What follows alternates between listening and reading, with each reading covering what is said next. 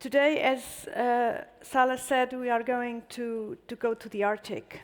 And the Arctic region is especially susceptible to a changing environment and new geopolitical interests. It is also the region that houses Europe's only recognized indigenous peoples. We have been living and governing their environment through what is commonly designated as traditional ways of knowing and indigenous knowledge. But there is also ample recognition of processes of silencing and colonization of local and traditional and indigenous knowledge. And such processes sometimes are concealed or involuntary. But the bottom line is that they eradicate cultures and rights and affect knowledge production and governance overall.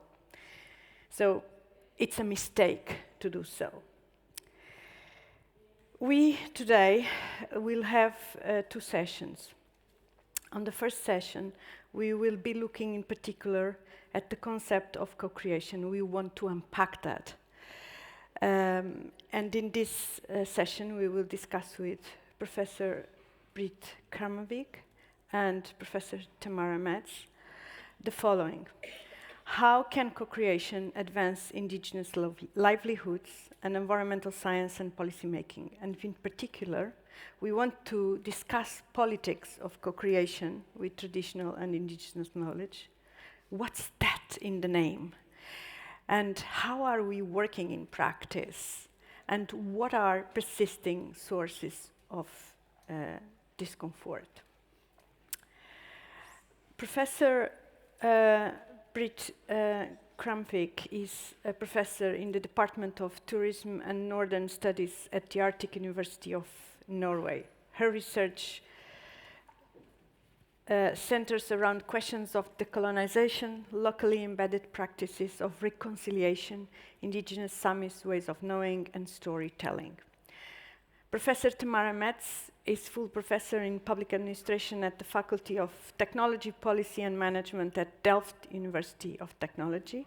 She's trained in political science and technology studies. And she also has been working in a great deal of transdisciplinary projects and traditional knowledge. So without further ado, I will hand to Professor Britt Kramvig to situate us on some Saminess. So I just, first of all, thank you so much for the invitation. You know, it's really fantastic that you take this full day dedicated to kind of dig into local and indigenous knowledge. It is very important to build allies for us, for the Sami society, due to the changes that is happening at the time. You all know that in the Arctic, the climate change, in the sense, happened 3 times faster than globally. You know, our community are facing immense changes, and in a sense, unpredictability that the Sami people always have been good at handling, because that is one of the way that, in a sense, what you need, the kind of knowledge that you need to be flexible, but what is happening now is a totally new situation. And I wanted to start by introducing you to this one map. This is where I speak from. You know, the rest of Europe, in a sense, is not even on that map. It's made by Hans Ragnar Mathisen, a Sami artist.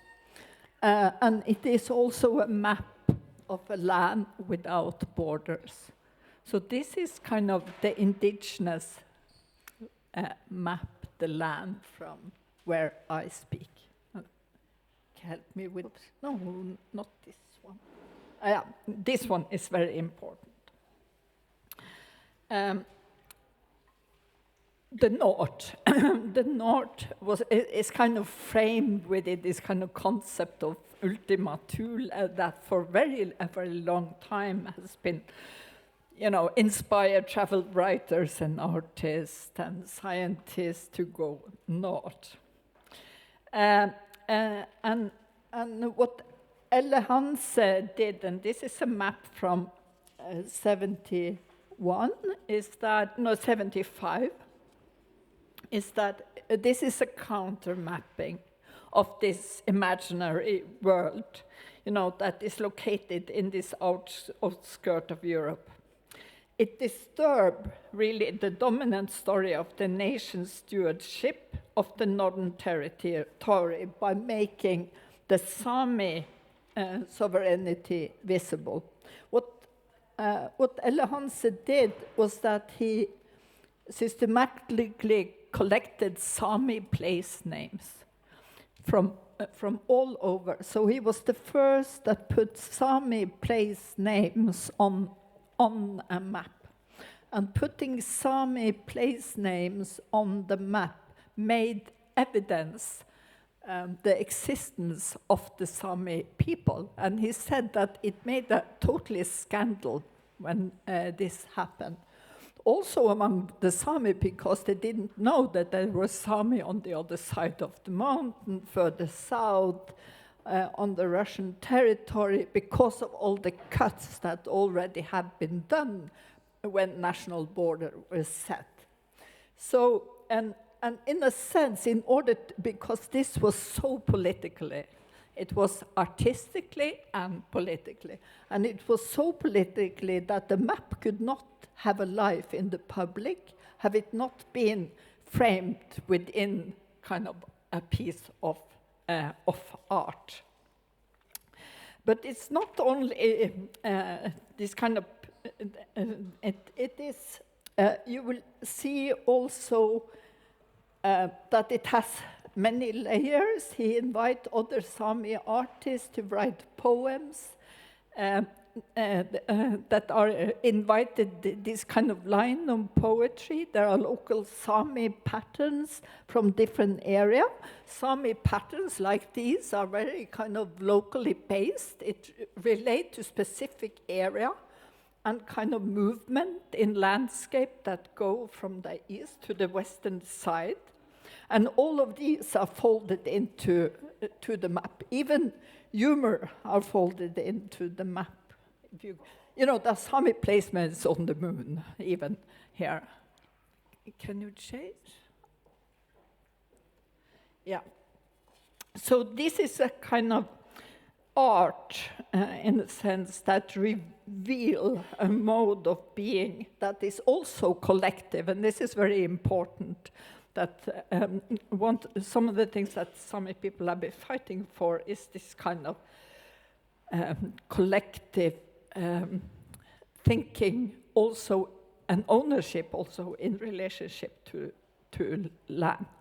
So these kind of Sami nomadic practices that goes in the east-west kind of trails in the landscape has been safeguarding the land. These territories, these northern territories, are still partly under indigenous management, because Norway ratified the ILO Convention and have some protection. And these are kind of land with the high biodiversity, as we know from other regions, that are, remain under the control of the indigenous people. And paradoxically, the green shift in many places in Sápmi become what Eva Fjellheim called green colonialism. Windmill parks that are built on the Sami territory. This image is from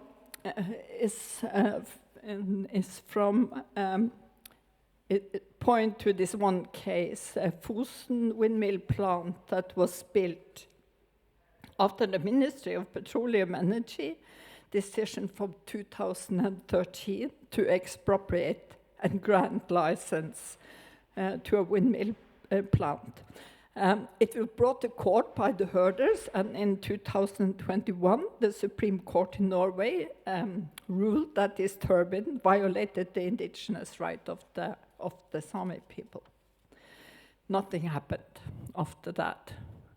500 days after the verdict, the Sami youth and allies occupied and blocked the entrance to the ministries in Oslo.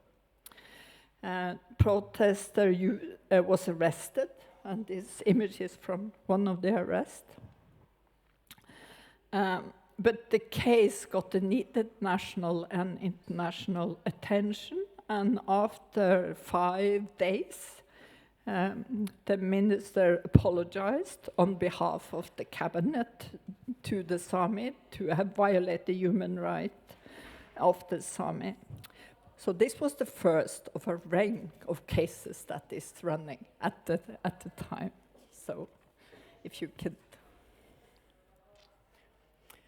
this is just one small part of Sápmi. Very far north, this is kind of the most important area for reindeer herding. That is kind of the traditional, where the traditional knowledge are embedded. You know, so these are all... these are all the windmill parks that are planned, built on Sami territory in that area. Our herders argue that the reindeer, the traditional knowledge, and kind of this windmill park cannot be on the same land. Municipality where the Sami are the minority voters, and there are most of these municipalities, do support the building of this park for economic benefit promised by them. And if we zoom in, again, if you change. Yeah, so, and again, this is this one, Sjorgas, that is this one district that is situated in the area, and again. So only in zooming in even more so, this is one area, all of that land are needed, the herders say are needed. And these lands that are marked here now are marked as land where companies argue that reindeer herding and windmill park can coexist. Yeah, again.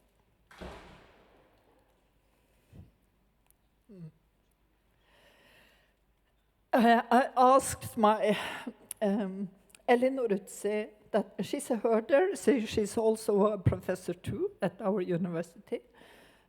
So she's a colleague of mine. She's making tuchis, she's a storyteller, and in a sense I asked her if co-creation is possible in the situation that she finds herself within.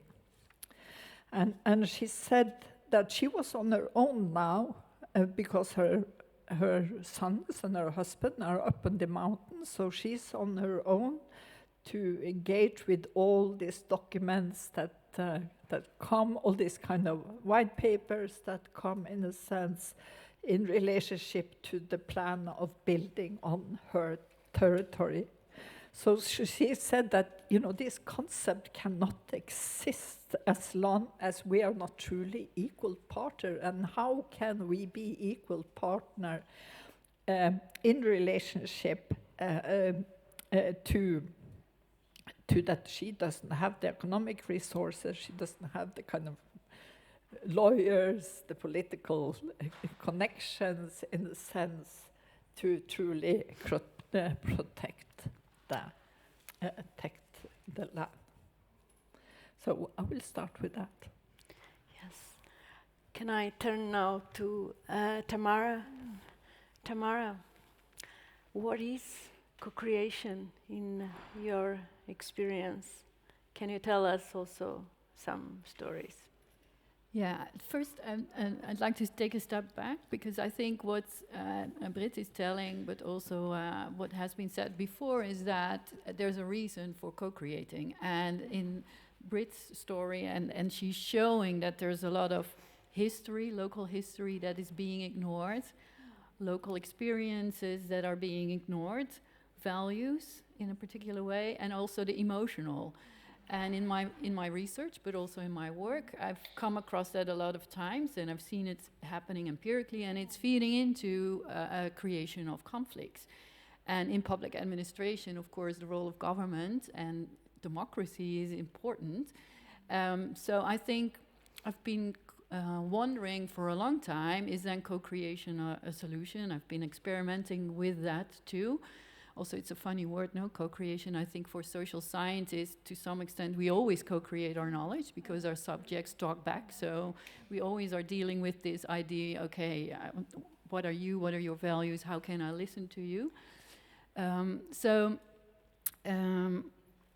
When I was studying political science, I was also working as a social worker and studying political participation, but also experiencing and trying to collaborate with people living in challenged neighborhoods in the Netherlands. And then I saw that it's very often, and I recognize that in your story, that there's these great policies coming from above, implemented or trying to be implemented in the local, rather than doing it the other way around. I also love the example of the digital twin, because now I'm working at a technical university, particularly also working with a lot of people that do modeling, creating digital twins, also to try and be able to project into the future, which I think is very valuable. But I was happy to hear that there's also now a realization that maybe there's different types of knowledge that needs to be included or at least take into account while creating the models or even upfront, so co-creating the models. And then what is co-creation? I think it's quite a difficult question. But in essence, I guess it's trying to bridge different types of knowledges, so different disciplines, but also bridging with society. And in society, that includes policy. But in policy, we also have, of course, these silos, and they're very often created alongside with the disciplinary boundaries. So what is very challenging is that we have these disciplinary boundaries, both in science, in academia, as well as in our policies. So that's already quite difficult to cross and co-create and integrate.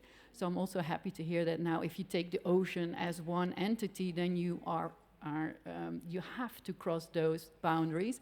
But the next step is also then to try and include, in this case, maybe the voice of the ocean. I think this afternoon we'll try work with that notion a little bit, but also the voice of future generations, but also thinking about what is already there locally, and particularly in areas where there's people, and that's pretty much everywhere, there is this history, there are these values. So co-creation is also about creating room for discussing and scrutinizing the different values that already are in our knowledge system. And that is possible by actually working together, because that creates a critical space for reflection and learning. And then indeed trying to also see what can be common in that, but also articulate the differences. It's not only about creating a common language, because that's very difficult and impossible, and it will create injustices sometimes. So it's also about seeing where do things conflict or are difficult. So this co-creation and creating a common language and one boundary object that we can all agree upon, it's nice if it's possible, but sometimes it's also good to show where is the conflict, where is the injustices felt. And thanks, Tamara. Yeah. Britt, what have you been, with what meanings of co-creation have you been working with? Yes, I belong to a research group at my university called Indigenous Voices, and we have, for the last years, been a partner with different European universities, research center that engage with Arctic research. And we have partnered up to formulate a policy brief, which is called the Roadmap to a Decolonial Arctic Research, and you can find it online. And within that roadmap, we are very kind of concrete in a sense on how we think about what it takes really in practice to really make this concept become more than just a new buzzword, because it is the new buzzword in very many of the arena where I'm on. So I think that the co-creation concept is a very hopeful and much needed step forward to secure indigenous knowledge and inclusion, and take that into account when decisions are made. It also consists of a promise that indigenous knowledge can be respected and indigenous people heard in bodies that envision the future of the Arctic, and in particular also regarding research. Sometimes I need to kind of remind, there are so many Sami young scholars, but also established scholars these days, that in a sense can partner up in different research projects. But in a sense, I think that for me, at least, the report is too long to mention here, but for me, the kind of the key message is that you need to build long-term relationship, and that need to be financed. In a sense, you need to build trust. For very good reasons, indigenous people do not trust research and researcher. And there is a long history of violation in the name of research, also within our Sami communities. And you need, you should not take that concept as something that you can easily move between these kind of different ways of knowing. You need to respect that there are, as you said, differences that exist that not easily can be translated. Knowledge in a sense, so you need to listen carefully. You need to take the time, slow down, and you need to dig deeper. And I think that you need to dig deeper into the philosophy and the ontology of, to kind of get a sense of the relationship between people and land in order to kind of address environmental concerns. And in order to kind of to get the inspiration needed in a sense for indigenous knowledge to be something that can travel into other policy bodies and research communities. And I also think what is needed, because we had a Truth and Reconciliation report just launched on the Norwegian side, and the same is happening in Finland and Sweden at the time being. There is a need to build capacity among Sami and other indigenous scholars. And who's going to take on that responsibility in a sense? We know from Canada, for instance, that there are specific programs. We don't have those here. But I think that is really needed, because also our institutions, our kind of communities are small and they lack the financial, the positions and the finance to really become partners, for instance, in EU program and whatever. So these kind of, in order to to partner up. You know, you have to look at the economic. You have to look at how these kind of programs are financed. Thank you. So very practical aspects and bottlenecks, but also other very deep and conceptual and dispositions to address this.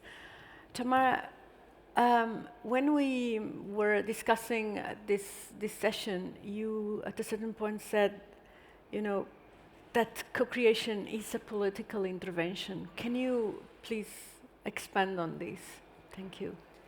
Yeah, at many levels, I think it's political. I think the examples Britt is giving is that it's political in the sense that it can become drive-by science, drive-by policy. So you go there, it can be very extrusive in that sense. There's power differences within co-creation processes that need to be addressed. But also in the broader decision making, it can become something instrumental. So I'm quite worried about being co-creation indeed another form of absorbing existing knowledges in an existing knowledge system rather than actually also transforming the knowledge system, which I think is crucial if we want to have a green future, if we want to have a future at all, I would say. We also need to radically rethink the fundamentals of our modeling, for example. It's very often based on economic utilitarian philosophies, cost-benefit analysis, and so on. So there needs to be also a willingness to reconsider our basic assumptions in what is knowledge. And again, through co-creation, if it being really transformative, we can do that. But if we don't, then it sort of is absorbing. It's maybe a little bit listening better to what is out there. So it's giving some credits and undoing some injustices or experience injustices, but it's not really changing how we create relevant, usable knowledge for our world. Excellent. Britt, this actually is a good segue to work that I really respect from, I think, one of our colleagues, Lena Gross. She's from the Center of Summit Studies, and she wrote a paper recently about the refusal to be researched and or to engage in Western academic studies. And in doing so, with this critique in mind, she actually said that this refusal could lead to a different ethos on research, and she describes this as reciprocity, solidarity, community, and care. And so I would like to ask you, what would be, from your perspective, and from the things you already said, you know, the respect and this vocabulary that is also going around now, integration, for example, or weaving. It's words that I found profoundly colonial still. I'd like to know, you know, what would be a careful research? What would this look like? You know, research fatigue is already a concept among many of our herding communities because, you know, there is growing interest on indigenous way of knowing on the Sami practices means that, you know, there are students and researchers from all over really that want to engage with that. And as our community are so small, you know, so small, and the challenges in particular what the herders are facing are so enormous. They don't have time to train kind of new researchers that come in and want to learn. But there are other possibilities that has to do with working with people locally, or researchers that are Sami researchers that are already established within that. Lena, I know her well because she's at my university, and she's a fantastic researcher, and she's also been working with Sami scholars within that specific area where she worked and learned from them.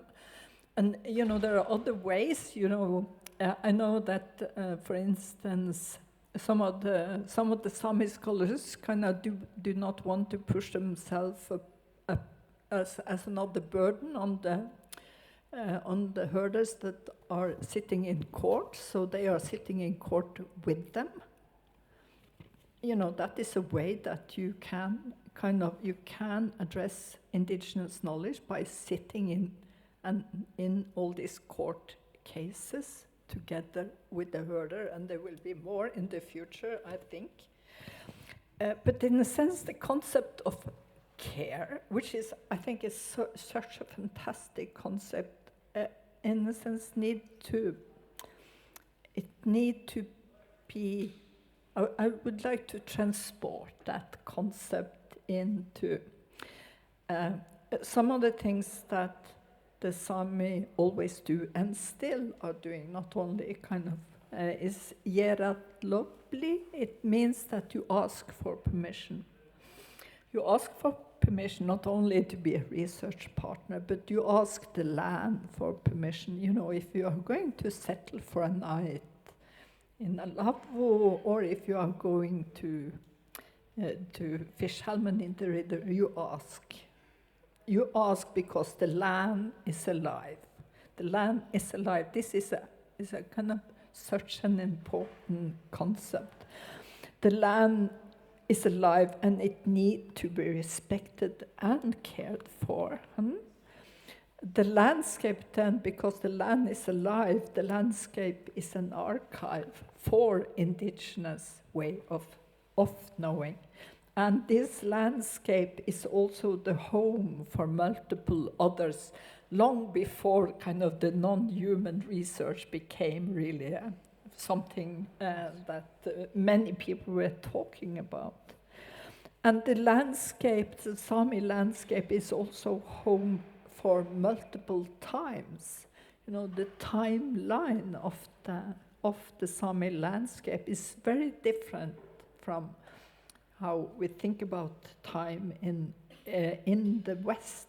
The landscape is kind of is the home for multiple times. It means that the past is still there, like within the Sami ontology. Harald Gaske is one of our professors that have talked about, a Sami professor that said that, you know, as long as relatives are talked about, you know, tell a story about their existence, and as long as they are yoikt, which I think that we will be introduced for later today, they are still here, you know, they are still here, alive, in our time. And so that is how I kind of, transport the concept of care into something that also is possible to share, you know, to kind of train yourself in a sense to learn to listen to the land, or learn to listen to those that really know how to listen to the land. And I think that, and now we are into a kind of a more, you know, some would call it spiritual. I don't use that concept, but I think that this kind of understanding of the land is really needed in order for us to protect it in the future. Mm. And to be able to survive, I suppose. Tamara, you have been also working with ideas of recognition injustice. And I would like to ask you if this is one of the tougher aspects of working with co-creation, and if you could expand on this a bit from your experience. Yeah, so if you want to be able to work with care, that also means that sometimes you first, as a researcher, I'm now talking, but this is of course also very valid for policymakers, you have to sometimes first restore relationships, and it can either be with the land, but it can also be with the people, because previous generations may have ruined the relationship, ruined the land. So there's an aspect of restoration needed when there is injustices experienced and that created distrust. And this is indeed quite tricky always, because many people will say, oh, but you're an academic, so why deal with this, sometimes called spiritual, you could also call it normative dimensions of doing research. But well, if you ask me, I think all research has, to some extent, a normative starting point, at least how you choose what to study, also how to study, the models we use, the methods we use. There is also normative aspects in it, but we've sort of arranged that to be pushed out of our language and thinking. So that's first of all. So one important step is to first recognize your own normativity as a researcher. And then also acknowledge that in talking and working with the people that you're studying, but also if you do it with care, I would say it's going beyond that. It's not only co-creation, it's also a form of action research. So it's also starting to listen what is needed here and how can I contribute to that or appreciate that, which is of course quite tricky to do, but as a researcher, but recognizing that there is this normative dimension, that you bring these values, and that in conversation you can also try and figure out what is needed, is a way forward. So what is then action research? I've worked, for example, with Dutch farmers that are trying to be more nature inclusive or more circular. I was previously affiliated with Wageningen University, and in the Netherlands the nitrogen crisis is all over the place. Well, it's in Europe now too, so the farmers are angry. They were also at the campus in Wageningen, but in the meantime we were working with farmers, also industrial farmers, that wanted to take small steps to make some improvements, and we decided with the research that we would also work with them to see what they are running into, and think of and study at the same time what would be ways forward, what they also needed. And sometimes it was technological deepening of circular solutions, technical solutions, but very often it was also broadening and partnering and working with, for example, Dutch national government and ministry. So in that sense, we also help them partner with those people. And at the same time, we were studying, okay, what makes this us move forward to a more circular society. So that normativity, the action research aspects, and then at the same time also thinking about what is my role as a researcher, what do I contribute, and where do I produce what type of knowledge is very needed. I want to bring the art scene. And so I'd like to ask you, how, in your experience, are arts intersecting with these ideas of co-creation? And in fact, how are they configuring, if we can use this word, the co-creation, let's say, ideal or idea? Yeah, I think it's, in the arts, you can combine better the emotional and the informative. It provides a different language. It provides a very different way of talking. So there's, maybe we can put it up, but it's, if we have to run through all the slides, there is a project in which one? If you continue, is I think, well, this one, yeah. It's a project we're working on, what is energy justice in the Netherlands, and there's a whole idea about what is energy justice coming from policymakers, coming from academics, but we thought we need to talk to people in a specific area that are part of an energy transition and figure out what to them is energy justice. So and then better recognize also and acknowledge their concerns.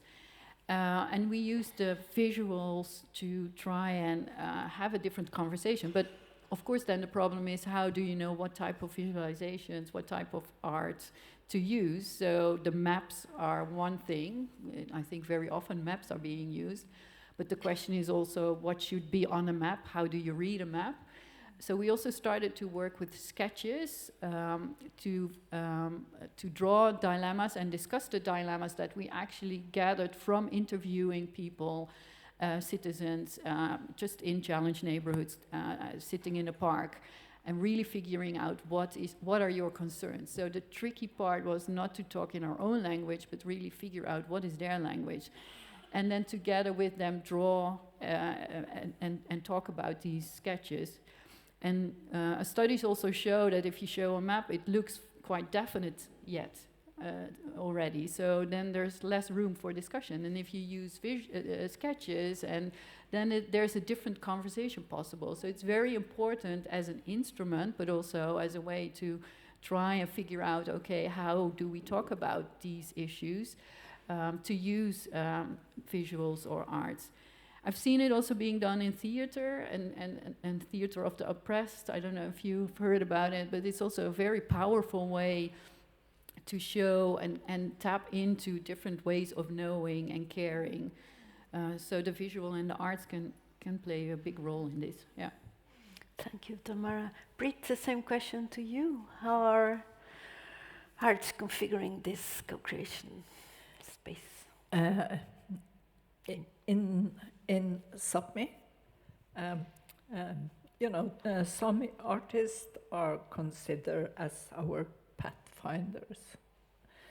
In Sámi art and true Sámi art, a different story about the land and life, and the Sámi philosophy or ontology is made visible, and can be shared in the intercultural space. Often, to kind of argue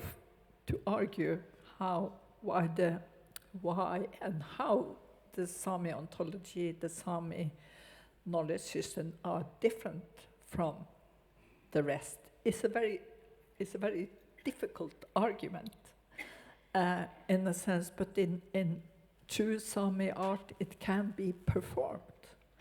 So and these kind of performances that Sámi artists are doing, in a sense, disrupt this colonial tendency to make claims of simplifying on what is and what is not present in the world. So in a sense, and what become visible in Sámi art is kind of what Lise Ravna called kinship, that land, body, and life are kind of breathed together, are kins.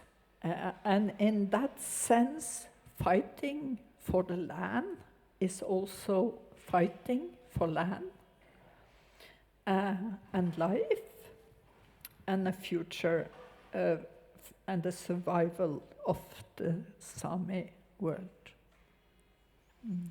Thank you. I would like now to open to the audience to ask questions.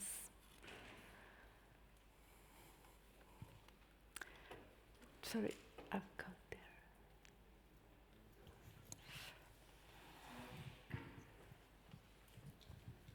Which one was the first? Who was the first one? The person in blue. Good morning. Thank you so much for the interventions. We heard a lot about the land is alive, and also there was the idea of future generations and nature being represented. And I'm working with the Global Alliance for the Rights of Nature, and I was wondering if rights of nature have also been considered in your research and a way of, we work a lot with indigenous people also, and the way they see nature as a live object. So I was wondering if rights of nature was something that was already emerging in your research and how you considered that. Thank you. You want me to answer first? Yeah, definitely. So I think it's an important way also for claiming much more space for nature in deliberations, in policy making, but also in research. So it has not been part of a project yet. I think we're sort of at the verge of starting to do those more experimental and imaginative ways of research, but I think it could be better included, and indeed give nature a chair also if you're doing co-creation, for example, and not only be spoken for by particular types of knowledge, because that's of course the way it's through data it's now present, but if it's really rights of nature, it's a different way of thinking about it as having a value in itself. So yeah. Yes, it's a very good question, you know that in Australia and New Zealand in particular, there are rivers, and there are mountains that have been subjected specific rights. In Sápmi, we have really many sacred places, places that are and has been given names. They have a life, they are connected to specific sidas often, or was connected to specific sidas. And in a sense, we are very much inspired by that, and are connecting now to the communities in Australia that have worked on this topic for a long time, and see how we can rethink how we argue in relationship to protecting the rivers and the mountains in relationship to the right that these living lands and living waters, in a sense, speak of. Yeah. There is a book that I obliged my 2 sons to read. Always is the Lorax. And the Lorax speaks for the trees. And I was always wondering, how do we speak for? I think this gentleman wanted to...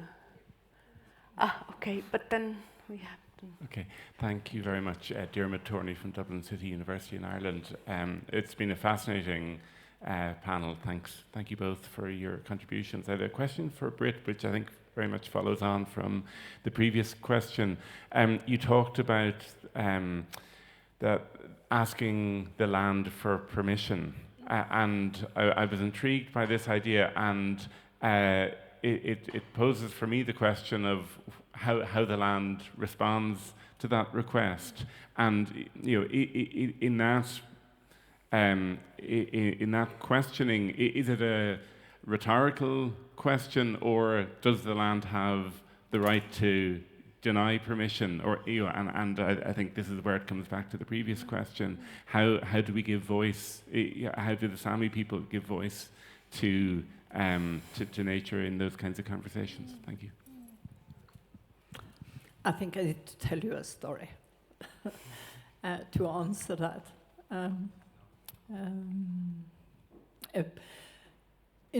In the area where I'm from, suffered heavily during colonialism, and we are in the kind of process of learning again, in a sense, how to kind of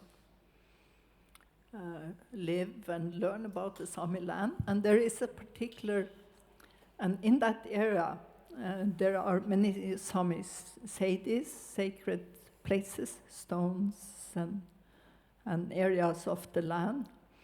And one of the ways to learn about this is to walk this land together with traditional knowledge holder, because that our caretakers often of the land, of the kind of paths of the land, and they kind of feel the land, places where you should not go or you should go, how to move, and in a sense there is this, and this is from the area where my ancestor used to live and harvest, and there is this one sadist sacred sacred stone there, and for the last 2 years I have been on the path to go there, but then I felt that I should not go. It was not meant to be. I know it will happen one day, but I just kind of used my senses, and it's a way to cultivate also the senses of the body and the relationship between the body and the land, to kind of allow yourself, even though being a researcher, this is not evidence-based research in any way, but to kind of cultivate that sensitivity, I think is like really important. So at one point in time, I think I will be welcomed, yeah. Thank you. Can I add to that? Yes, please. I think there's already, for example, the International Panel on Biodiversity and Ecosystems. I hope I'm saying that in the right way. But it's also looking into indigenous knowledges and experiences and their readings of the land. So sometimes it's a bird that's building a nest that is longer than usual, and then farmers know, okay, it's going to be drier. So it can also be speaking to you if you better read it. Yeah. Thank you, Tamara. Hervé Bernard, French citizen. Thanks for this exchange. You elaborate on co-creation.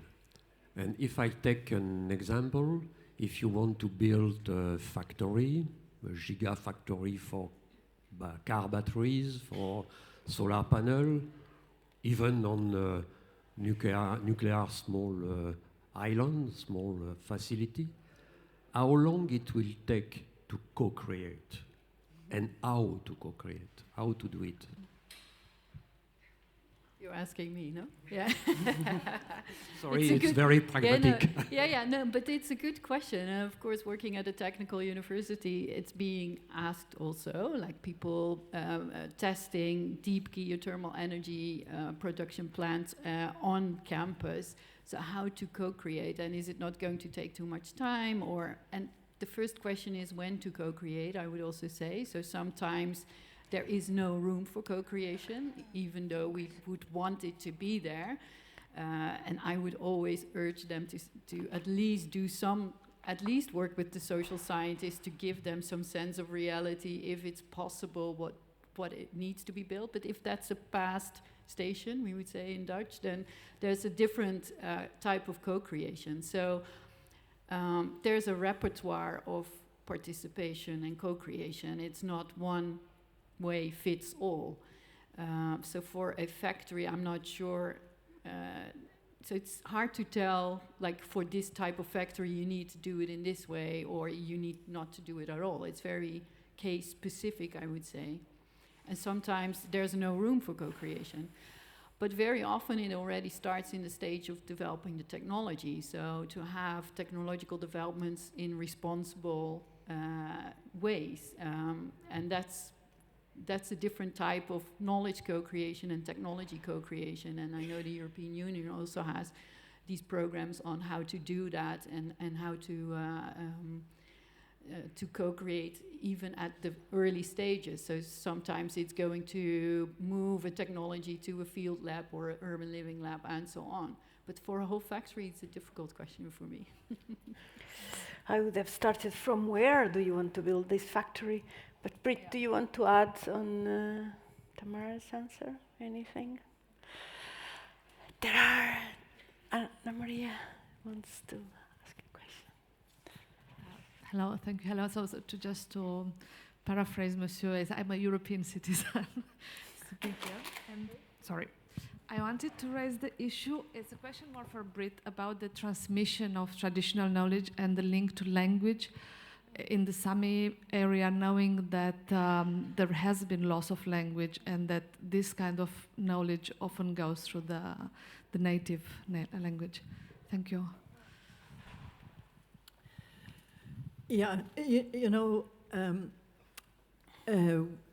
we have an institution, Sami Alaskola, academic institution where the Sami language is the main language. You know, and this is kind of unique. also in other indigenous area.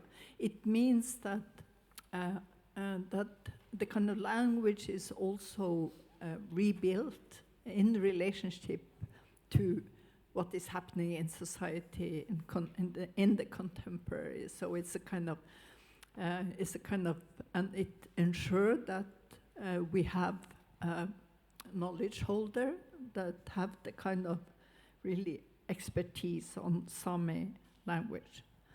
But within there are 9 different Sami languages, and some of them are very, very vulnerable as we speak. With few language holder, even though the Sami parliament now work intensely to rebuild kind of institutions so the language can survive. And of course, it's like the relationship. I come from a community where the language was taken. So the language was taken. I'm kind of trying to learn the language. I see very, very kind of how the relationship between the language, the land, and the Sami ontology are connected. So kind of totally intertwined with each other. So kind of supporting the different Sami languages to give the financial possibilities to build Sami knowledge centers in different parts of the Sápmi is utterly important for traditional knowledge to survive in the future. Thank you very much.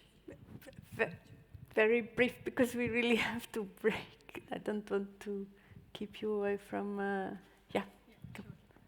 Hi, I'm Taylor from Estonia, from the Center for Democracy, and thank you for your contributions. It's been lovely.